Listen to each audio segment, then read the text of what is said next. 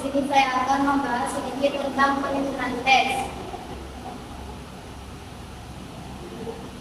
Yang pertama ada tes pilihan ganda, di mana tes ini adalah kalimat pokok atau item yang berupa pertanyaan atau pernyataan yang harus dijawab atau dilengkapi dengan 3 atau lebih jawaban yang disediakan. Jadi di tes ini itu diberikan beberapa pilihan jawaban, yang dimana salah satu opsinya adalah jawaban yang benar dan opsi lainnya adalah jawaban pengecoh.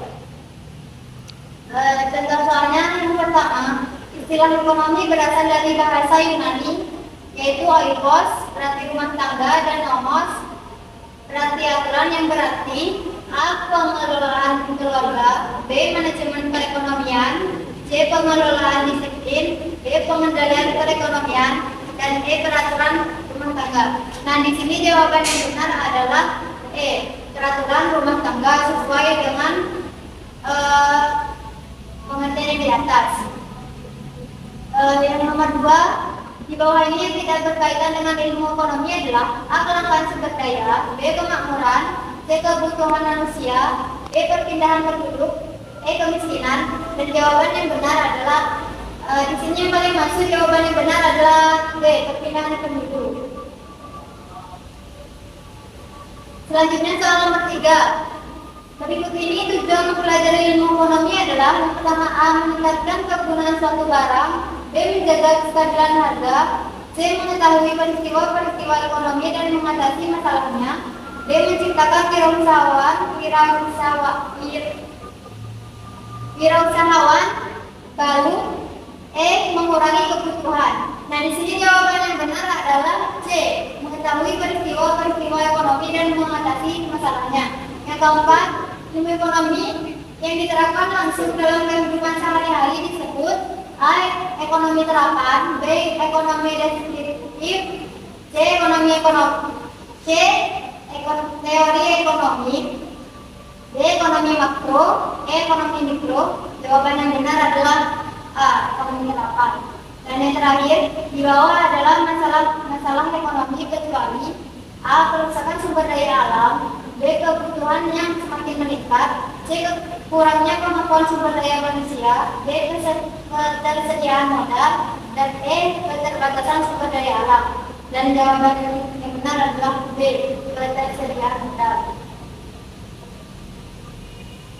Selanjutnya adalah tes besar, di mana tes ini memungkinkan adanya jawaban secara bebas, baik itu nalar ataupun yang lainnya.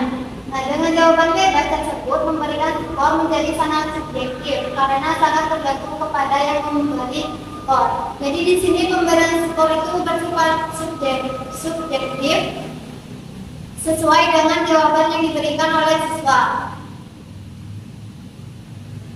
Contoh soalnya yang pertama, apa yang dimaksud dengan kelangkaan? Nah, jawabannya di sini adalah kelangkaan adalah suatu kondisi ketika manusia memiliki sumber daya ekonomi yang terbatas untuk memenuhi kebutuhan yang tidak terbatas. Soal nomor 2, pengertian demonstration effect adalah, jawabannya adalah sifat dan kebiasaan meniru tingkah laku orang lain. Dan yang ketiga, kebutuhan menurut intensitas adalah kebutuhan yang dibedakan menurut, jawabannya di sini adalah tingkat keutamaan pemenuhannya. Selanjutnya soal nomor 4, yaitu apa penyebab pada sistem ekonomi pasar sering terjadi krisis ekonomi? Jawabannya, pada sistem ekonomi pasar sering terjadi krisis ekonomi karena terjadinya permainan dalam pasar oleh golongan yang bermodal kuat. Dalam sistem ekonomi pasar, mereka yang mempunyai modal yang besarlah yang berkuasa. Dan soal yang terakhir adalah sebutkan faktor-faktor yang menyebabkan kelangkaan. Jawabannya, faktor-faktor yang menyebabkan kelangkaan adalah perbedaan letak geografis, pertumbuhan penduduk, kemampuan produksi, perkembangan teknologi, dan bencana alam.